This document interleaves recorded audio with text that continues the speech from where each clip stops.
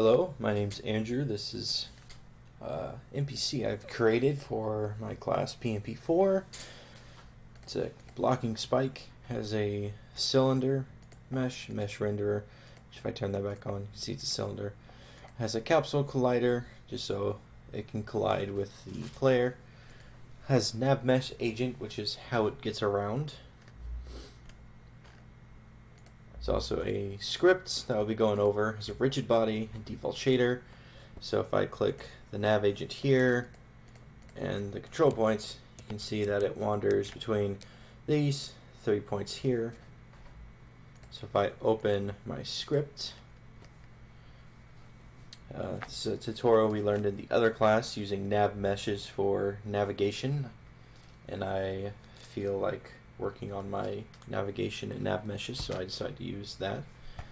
So you got the serialized field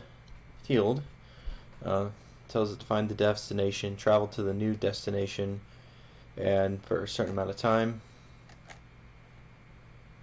It's a very short and simple script, nothing too complicated. If we go to navigation, you can see it made this whole area work for this. Go to agents, get the areas, all that. So what this nav agent does is it travels between these 3 points. So I'm going to go ahead and hit play.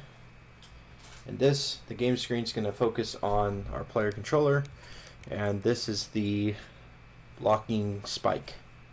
Travels between these nav points, and it blocks the entrance. So go ahead and click on game, start moving our character into the screen. So we get to the big room where the spike is. You can see it's going back and forth. The red at the top is to show which way it's going, and if this was a Zelda dungeon, you'd want to sneak past it. But since we're not really playing this as a Zelda dungeon, we kind of want to get in its way. It will move the player, it will push the player a little bit. Couldn't figure out the exact force I wanted to, because I wanted it so it would like push and kind of slide back a little bit. But I couldn't get the exact force and everything perfect, but it's pretty good.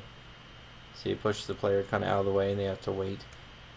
Because this wasn't a Zelda game.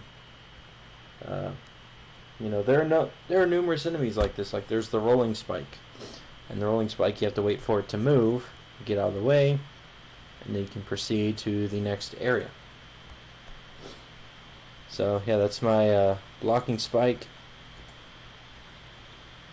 NPC that I created. Thank you for watching.